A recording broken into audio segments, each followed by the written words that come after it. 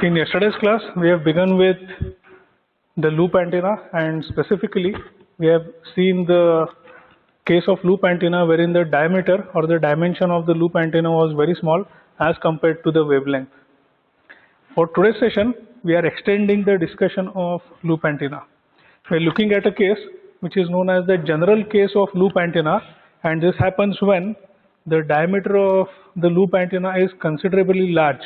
It is not negligible with respect to the wavelength as it was in yesterday's class. Sorry. So now this is a loop antenna which has a large diameter. Point P is a point at a far field which satisfies the far field condition. This loop has a large diameter, and on this loop we are choosing two elements which are infinitesimally small. Length of each element is a dot d phi. These elements are present diametrically opposite. Diametrically opposite, it means they can form a dipole.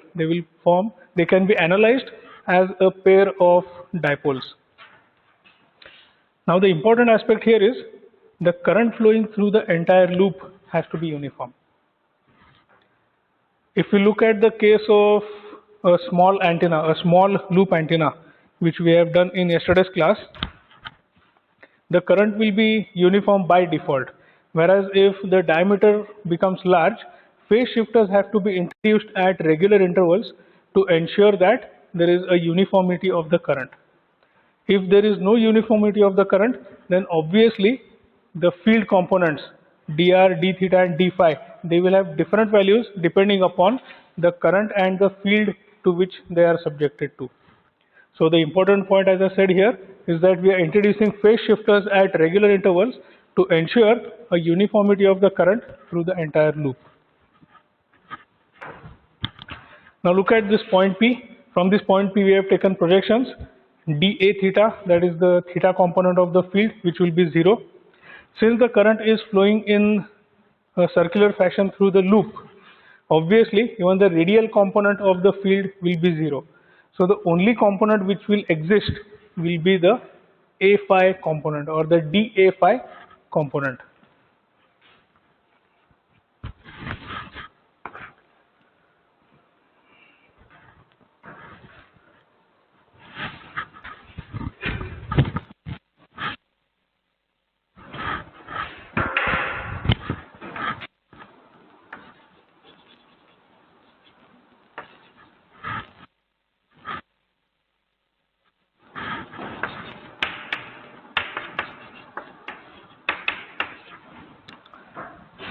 As we discussed some time back, the radial component and the theta component of the field, they will be 0. It is only the A phi component which will be existing.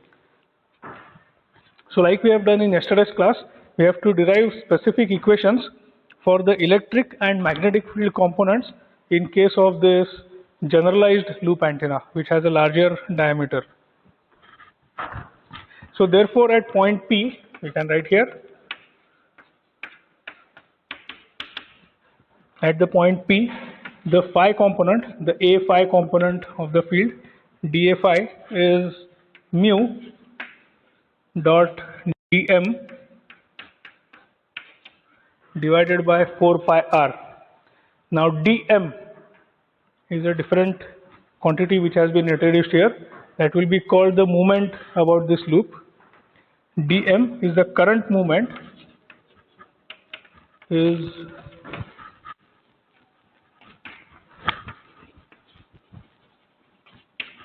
the current movement due to one pair of this diametrically opposite dipoles.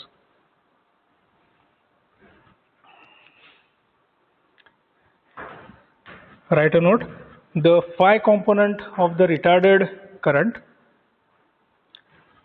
the phi component of the retarded current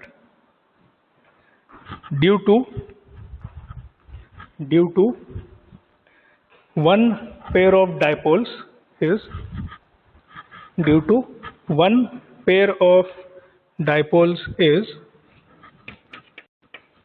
I, that is the retarded current, multiplied with A d phi cos phi. Mark this as equation 2 and equation 1. So the current I, like in the previous case, is nothing but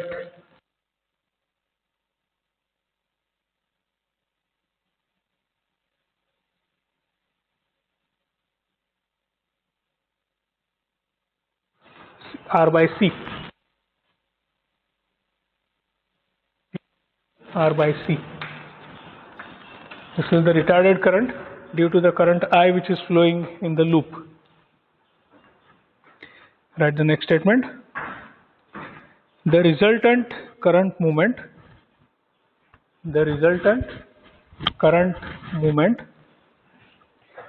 due to a pair of dipoles, the resultant current movement due to a pair of dipoles is dm is 2ji a d phi cos phi sin psi by 2. Mark this as equation 3, where psi is 2 times ba cos phi sin theta, and this is in terms of radians. So equation 3 can be rewritten. We can rewrite equation 3 in a different way as dm is 2j retarded current a cos phi into sin whatever value we have written here for psi, that has to be substituted in the sin term. 2ba cos phi sin theta d phi. This is equation 4.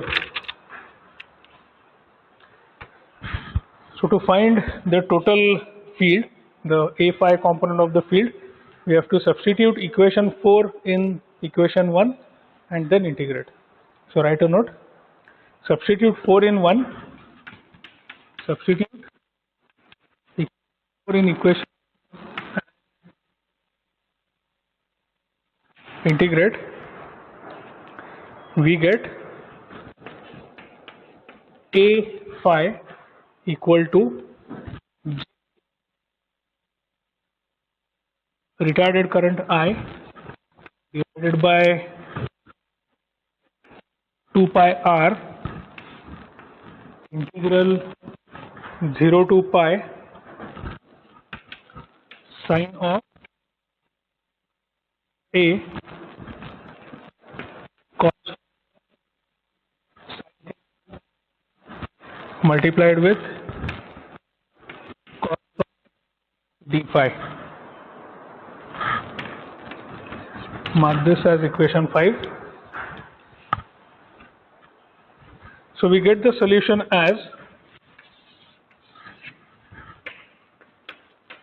a phi equals j mu I a divided by 2r into j1 of beta a sin theta.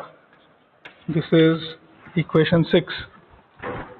Now the term j1 of beta a sin theta is very important. That is known as the Bessel function of first order and argument beta a sin theta.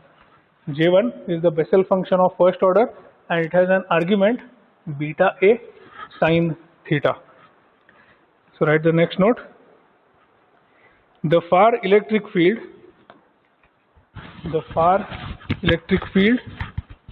of the loop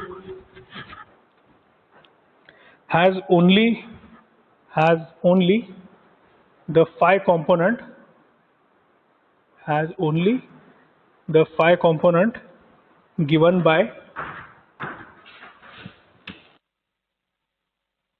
E phi equals into omega. This is number 7 equation. Substitute 6 in equation 7. Substituting 6 in 7, we get the phi component of electric field as E phi equal to mu omega retarded current A divided by 2R multiplied with the Bessel function, that is J1 beta A sin theta. J1 of beta A sin theta. This can be slightly modified as 60 into pi beta A into I divided by R into the Bessel function of beta A sin theta. So mark these as equation 8, equation 9,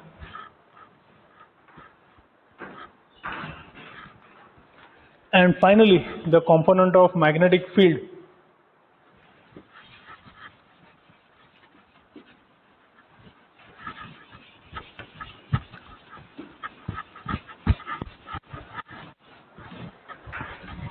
The component of magnetic field, that is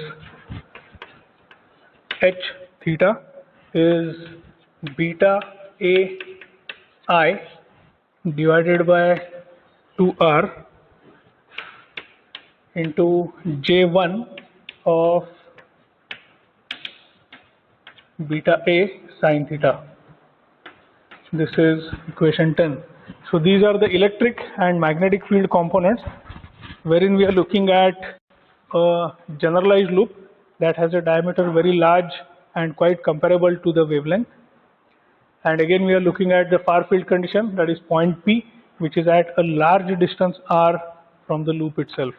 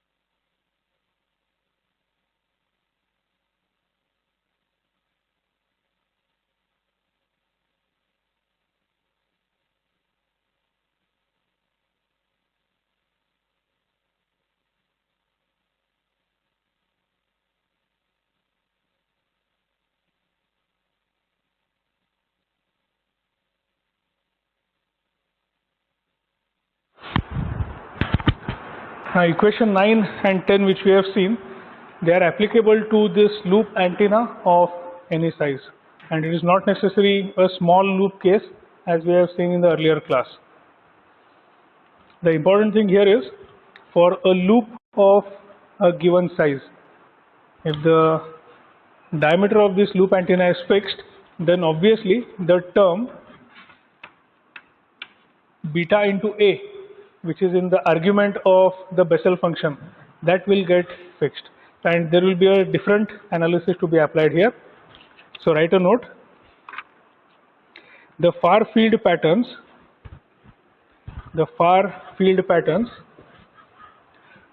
for a loop of any size, the far field patterns for a loop of any size are given by equations 9 and 10. However, for a loop of given size,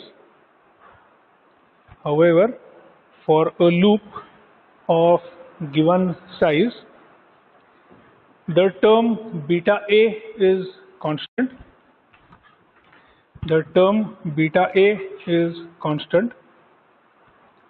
And the shape of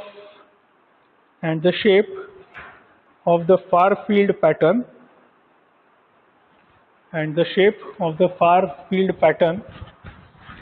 becomes a function of theta.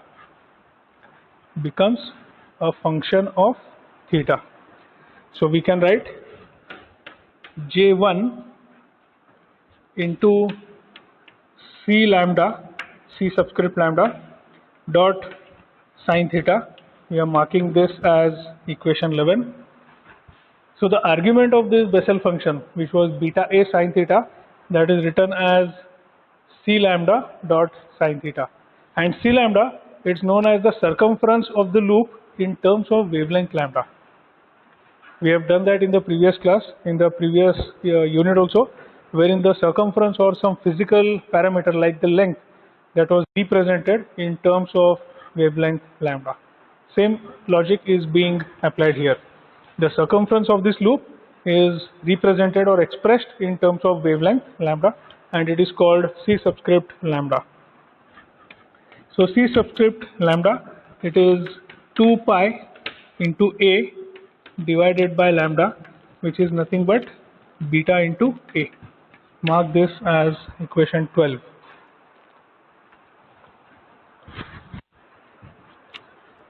Write the next note. When theta is 90 degrees, so what happens when theta is 90 degrees?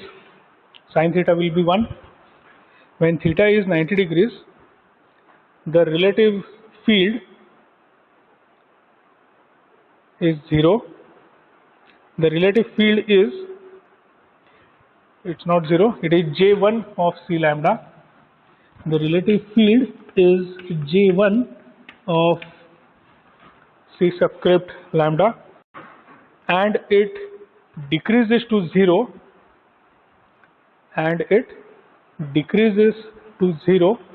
as the angle theta reduces. So we can observe here this angle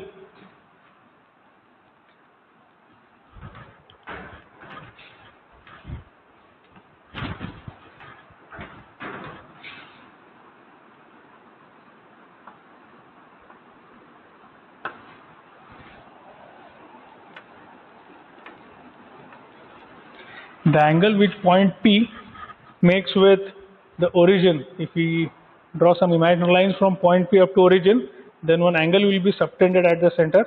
That angle is theta.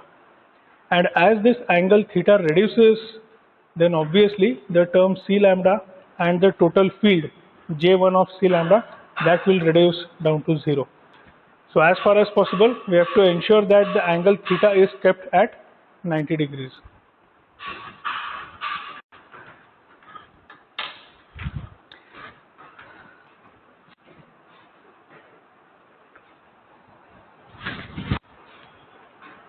So write a note: as theta decreases,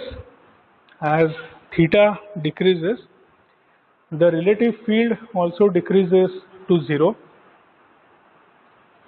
As theta decreases, the relative field also decreases to 0, which implies that the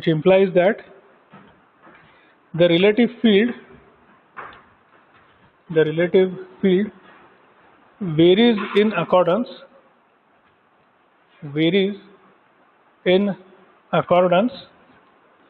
with the curve, with the J1 curve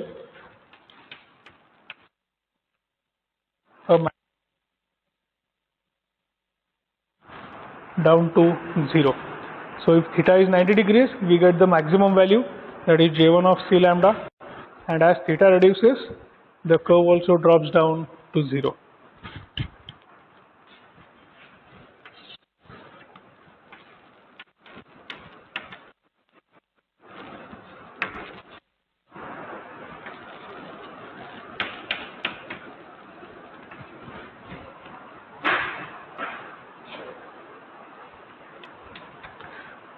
Now, as we discussed earlier, equations 9 and 10, they are applicable for a loop of any size.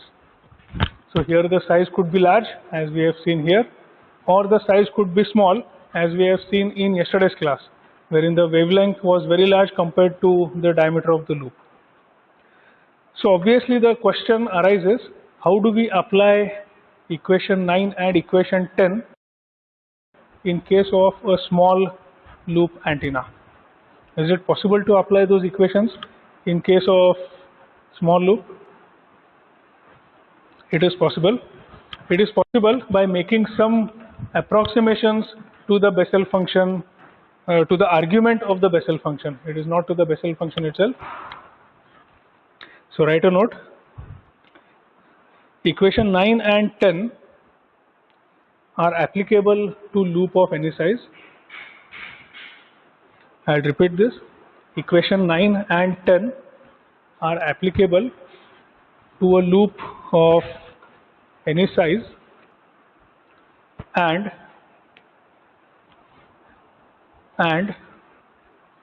for a small argument of Bessel function,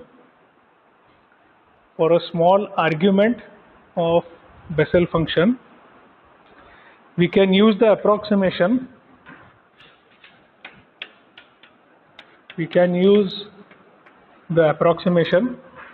J1 of x equal to x by 2. So when does the argument become very small? In case of a small loop antenna, obviously if the diameter is small, the term beta dot a, it will be reduced to a small value. In such a case, we can apply this approximation. J1 of x is equal to x by 2. For example, if x is 1 by 3,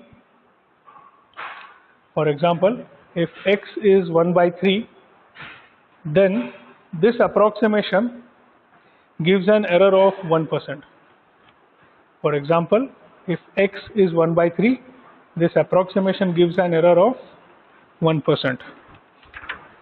So it also implies that, write this next note, it also implies that if the perimeter of the loop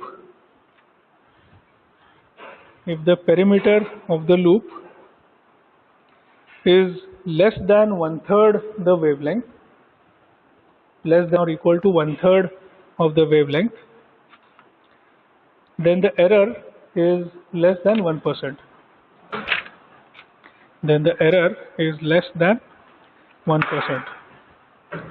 So that's the speciality of these equations 9 and 10. If you are applying them for a very small loop antenna, then by using this approximation, that is J1 of x equal to x by 2, we get very, very small error.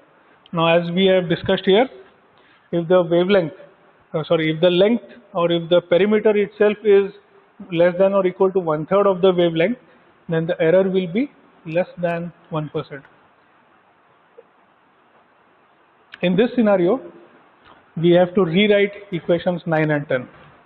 We are rewriting them as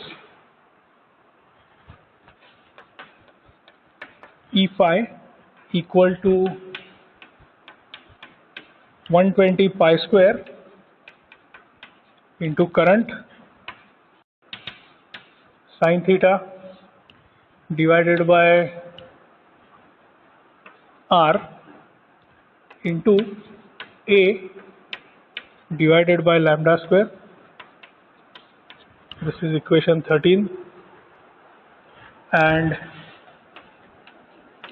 H theta is beta A, sorry, mistake here. H theta is pi into I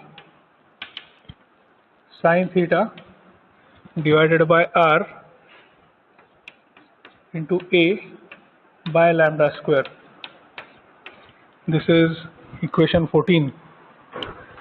So equation 9 and 10, which are applicable to a general loop, they become equation 13 and 14 when applied to an antenna which has a very small diameter, or specifically saying that the perimeter of the loop itself is less than or equal to 1/3 of the wavelength.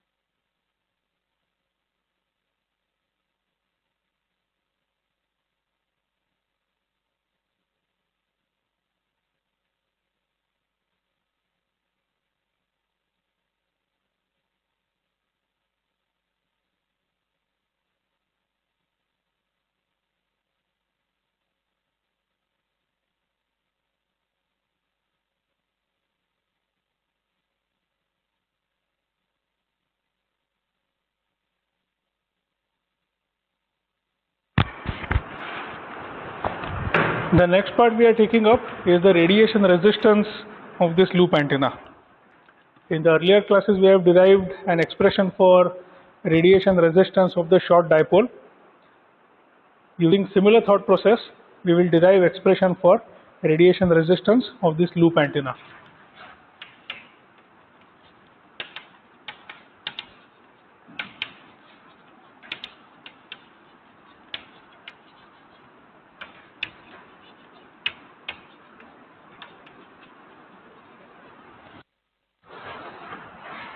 We are following identical logic as we have done in earlier class. Power P is RMS value square multiplied with radiation resistance R subscript R. Mark this as equation 15. Then the radial component of Poynting vector S subscript R is half of magnetic field square into real part of Z. Z, as we know, is the intrinsic impedance. Mark this as 16.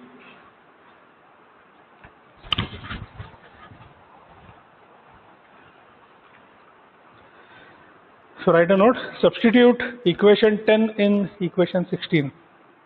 Equation 10, as we know, was the magnetic field component H theta. Substituting that in equation 16, we get SR equals 15 pi beta A I naught square divided by r square into Bessel function j1 square of beta a sin theta. Then the total power P is surface integral of SR ds, which is integral 0 to 2 pi 0 to pi 15 pi beta a I naught square over r square into j1 a sin theta into sin theta d phi.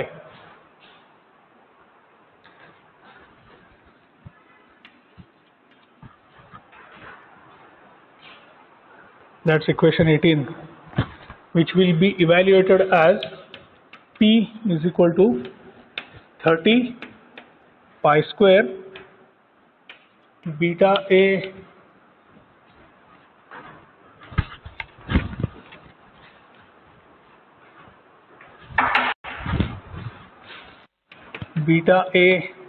I naught square integral 0 to pi j1 of beta a sin theta into sin theta d theta.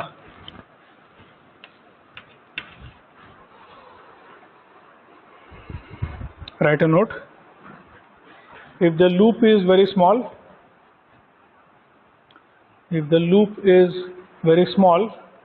then we are using the approximation j1 of x equal to x by 2. We have already seen that some time back. So therefore, equation 19 can be written as P is equal to 15 pi square beta a raised to 4 I naught square integral 0 to pi sin cube theta d theta,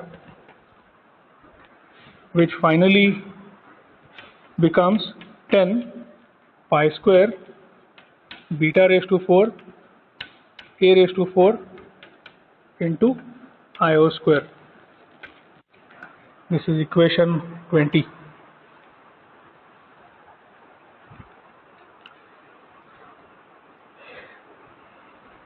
This equation 20, it can also be written as 10 beta raised to 4 a square into I0 square,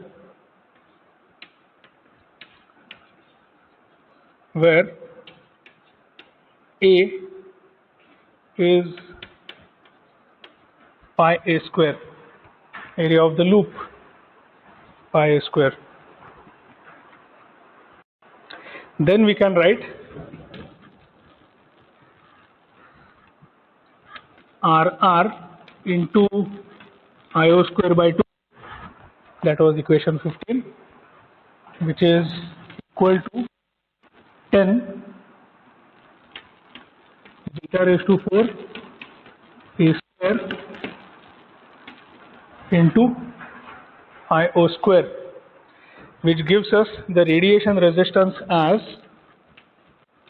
RR equal to 197 C subscript lambda square, or it is written sometimes as 31.171 A divided by lambda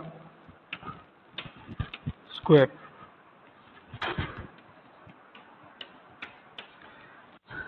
C lambda, circumference in terms of lambda.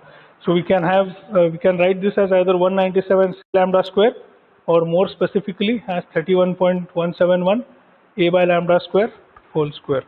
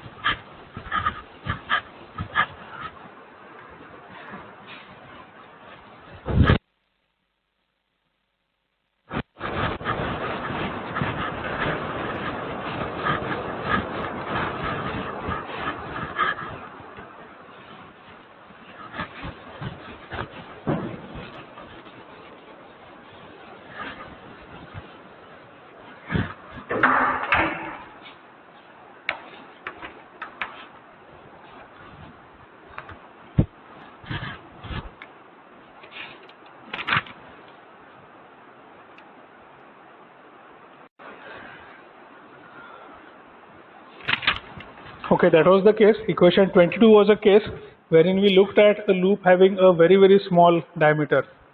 Now what if the loop has a larger diameter? Or to be more specific, we can say that loop has some diameter A that could be either a small value or it could be a large value. In such a scenario, we can write integral 0 to pi j1 square of x sin theta into sin theta d theta is equal to 1 by x integral 0 to 2x j2 of y dy. So this is the case wherein the loop has any radius a. So we are writing the value beta dot a as x, which is then written as a function 1 by x integral j2 of y dy. So therefore the total power p is 30 pi square beta a I naught square integral 0 to 2 times beta a j2 of y dy. Finally, we get radiation resistance RR as 60 pi square C lambda integral 0 to 2 j2 of y dy, which evaluates as 60 pi square into C lambda, which is 592 C lambda. So this is the case of radiation resistance RR for any value of the diameter A, that is the loop size A.